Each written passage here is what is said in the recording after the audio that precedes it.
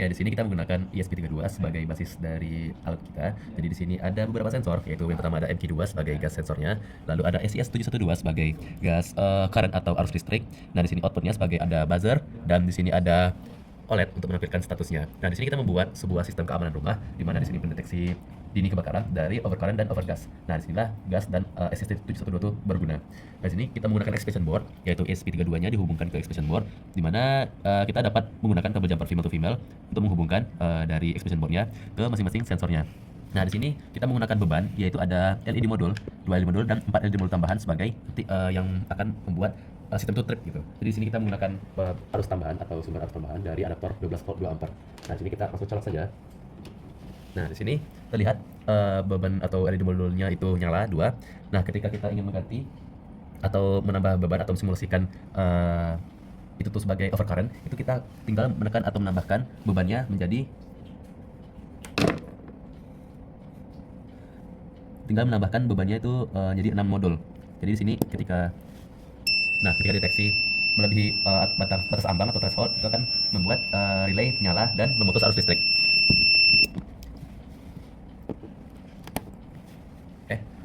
Mungkin gitu. Nah, di sini ketika gas itu juga bisa digunakan. Itu ketika kita bakar sesuatu,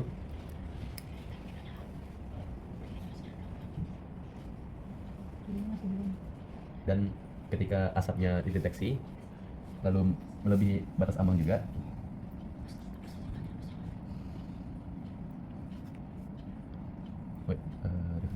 Nanti edit ya. Aduh, udah habis. Terus.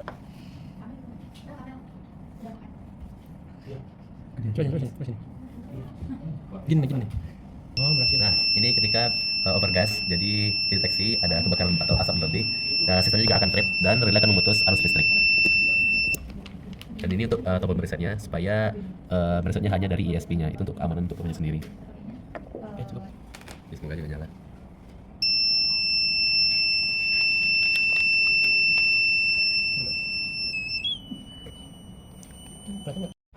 Oke, baik, pada halaman dashboard ini menampilkan status sistem, yaitu sistem itu ada menunjukkan status aman ataupun bahaya. Kemudian di sini juga ada menampilkan arus listrik dari sensor SES712. Kemudian ada juga status dari sensor asap atau gas MQ2. Kemudian status relaynya apakah dia on atau off. Kemudian di sini juga bisa dilihat tren arus listrik 10 data terakhir yang dapat dimuat ulang setiap 5 detik. Kemudian ada cloud device. Di cloud device ini kita bisa menambahkan device baru, dan di device ini ada 4 device dan hanya satu device saja yang online. Kemudian ada history dan log kejadian, di mana kita bisa melihat tipe kejadian, apakah satu deteksi atau relay yang otomatis mati. Kemudian bisa dilihat ada arus, kemudian ada sensor, waktu, dan juga keterangan. Kemudian ada pengaturan threshold. Di sini juga merupakan konfigurasi ke data sensor, di mana sini ada batas arus berupa ampere dan juga batas asap berupa ADC. Nah, di sini menampilkan informasi bahwa konfigurasi berhasil disimpan dan disinkronisasikan. Nah,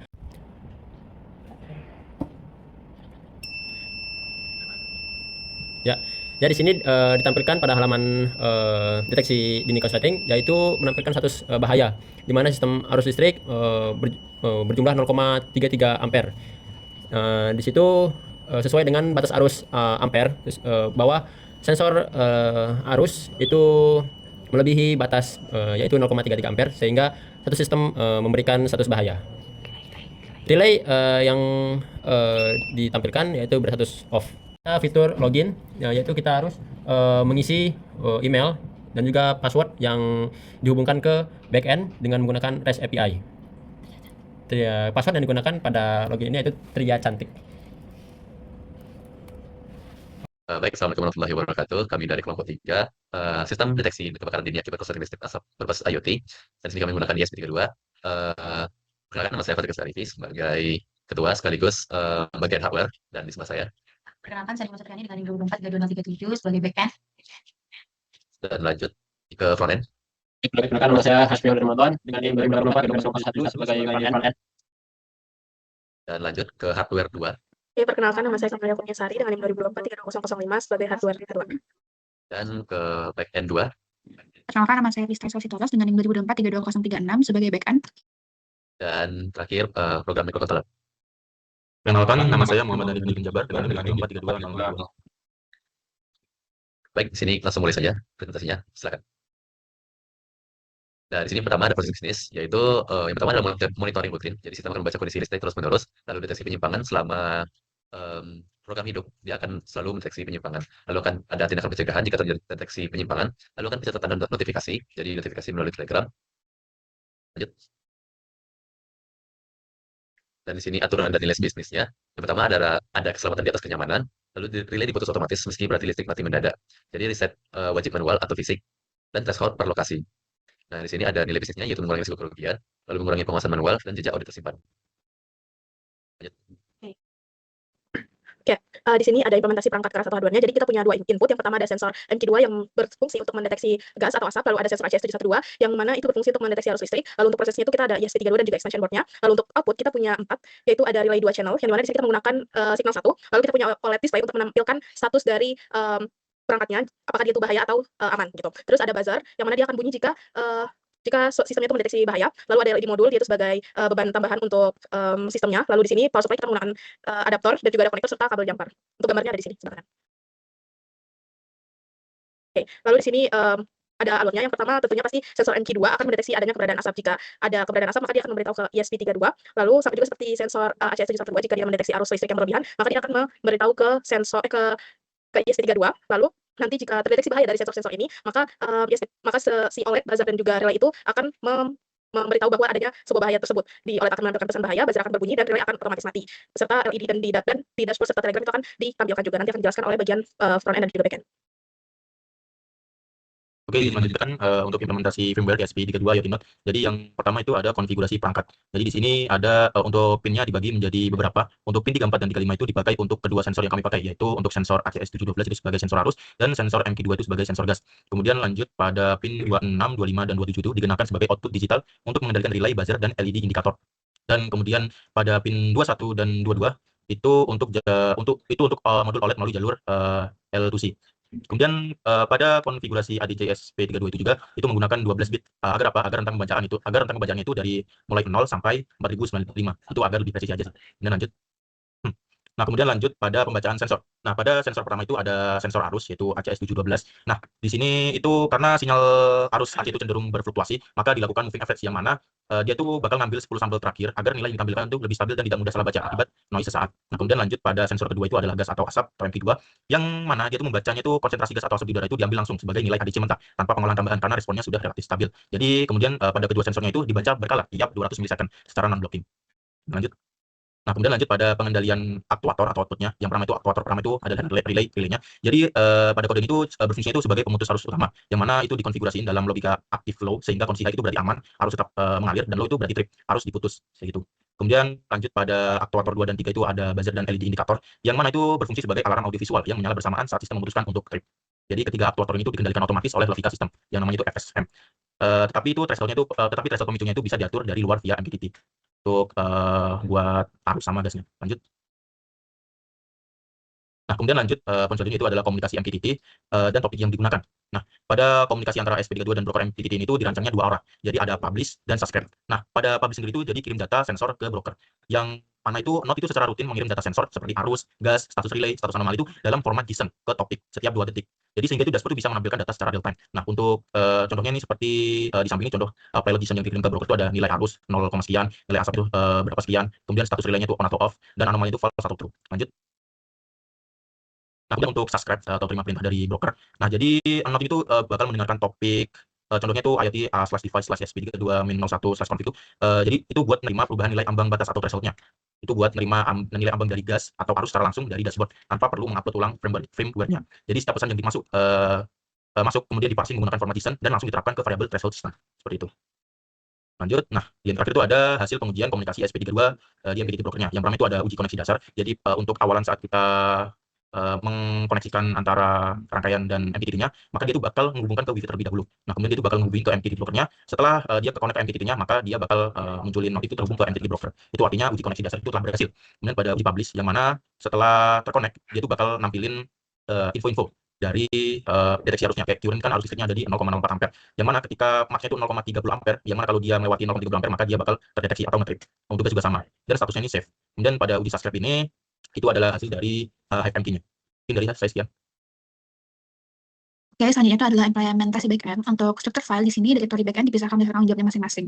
Nah, di sini untuk konfigurasi koneksi eksternal, ada beberapa file dalamnya juga. Dan untuk folder models untuk interaksi dengan tabel basis data, untuk folder controllers untuk logika penanganan permintaan yang ada, lalu ada routes untuk pemetaan endpoint, serta service untuk logika yang dipakai lintas controller. Nah, moduler ini untuk pemeriksaan token GYT dan MQTT untuk penanganan koneksi serta pesan. Lalu di sampingnya ada ERD untuk koneksi dalam database-nya. Bisa lanjut?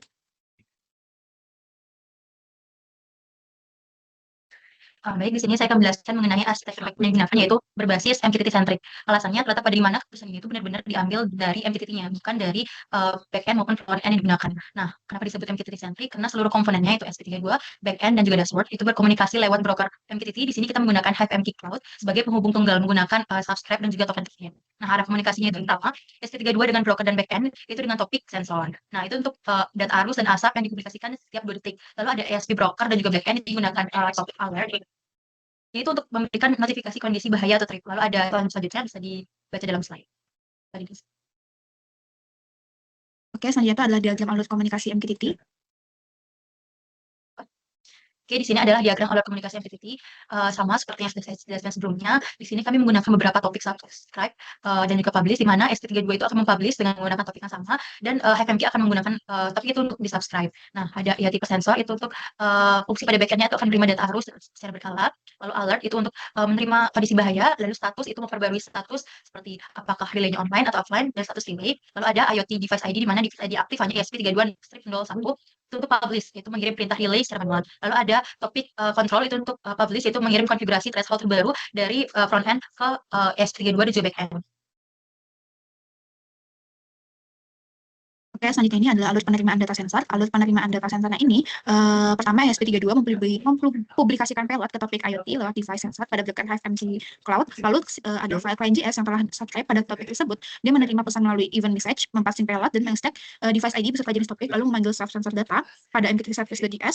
Ini untuk mengestek nilai arus dan asap dari payload tadi. Kemudian memanggil sensor data.saf yang menjalankan perintah insert ke tabel sensor data melalui connection pool pada MySQL-nya. Bisa dilanjut? Nah, selanjutnya ini adalah alur penerimaan data sensor ketika terjadi alert. Nah, di sini ada komponennya. Yang pertama itu adalah client JS. Dia itu menerima pesan pada topik IoT device alert dan menuliskannya payload ke MQTT service.js. Lalu MQTT service.js ini menyimpan data anomali ke sensor data, memperbarui status relay pada device. Nah, setelah itu dari MQTT service ke JS, dia tuh akan ke log service.js, di mana dia mencatat event log sesuai jenis anomali. Misalnya itu adalah korsleting terdeteksi atau asapnya terdeteksi, dan juga relay tripnya. Nah, dari MQTT service.js ini, dia akan ke telegram service.js untuk mengirim notifikasi telegram sesuai jenis anomali beserta lokasi dan sensor kepada pengguna. Bisa dilanjut?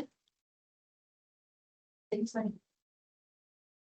selanjutnya di sini adalah pengaturan threshold-nya, di mana implementasi pengaturan threshold itu tersedia di file device config. Nah, di sini kita bisa membuat threshold, di mana backend akan memvalidasi parameter juga, yaitu harus bersifat code dan menyimpan konfigurasi ke database dalam format JSON. Nah, konfigurasinya akan dikirim ke SP32 melalui MQTT menggunakan retain message, sehingga perangkat itu otomatis memperoleh konfigurasi terbaru tanpa ulang atau mengulang kode firmware. Habis itu, keunggulannya konfigurasi persisten sinkron antara backend dan juga SP32.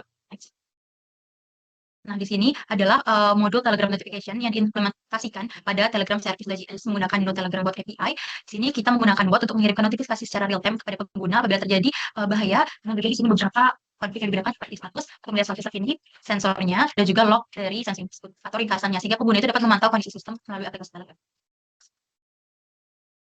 Oke, baik. Sekarang itu adalah front end. Dimana front end ini berperan sebagai antarmuka pengguna, seluruh pemantauan dan kontrol sistem oleh pengguna dilakukan melalui dashboard berbasis web ini. Kemudian teknologi yang dilakukan oleh front end ini yaitu menggunakan React 18 untuk sebagai kerangka kerja utama UI, kemudian Axios yaitu lapisan komunikasi REST API ke backend, Chart.js visualisasi grafik tren arus listrik, kemudian ada Font Awesome sebagai antarmuka. Kemudian di sini dijelaskan yaitu hubungan front end ke backend itu sebatas REST API saja. Backend itu menggunakan MQTT client yang kemudian dihubungkan kepada ESP32. Next. Kemudian login, di mana login ini pengguna mengisi email dan kata sandi. Kemudian login user mengirim post API out login, di mana token JWT dan data user disimpan di local storage. Kemudian interceptor Axios menyisipkan token otomatis ke setiap request berikutnya. Dan terakhir token invalid expired 401 menjadi otomatis logout. Kemudian di halaman setting, di mana konfigurasi threshold yaitu memiliki 4 isian, yaitu batas arus, batas asap, MQTT, broker host, dan topik konfigurasi. Nilai aktif diambil dari get API device ID saat halaman dimuat. Kemudian perubahan disimpan di via patch API device ID config. Kemudian notifikasi sukses atau gagal setelah disubmit.